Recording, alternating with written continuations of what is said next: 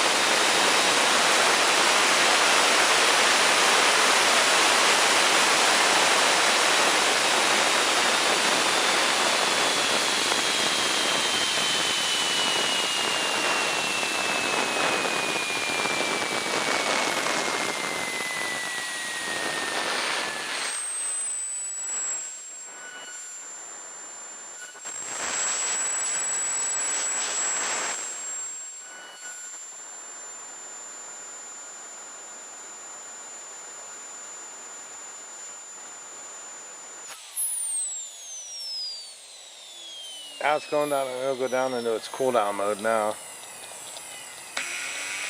Little hot start there. I tried to start it once before and I shut it down too quick. I think I got a little hot start. That's where that little bit of fire came from at the beginning, out the back. But that gives you a good look at what a P-20 can do.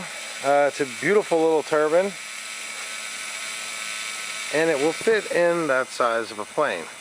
That's a 90mm size plane, but it'll easily fly that plane. You get the turbine in there, it's a lot lighter than the electric setup. You'll probably be around, I would say, guesstimate around 8 pounds with fuel with that setup in there right there. Alright, Billy D here with the little introduction to a P-20.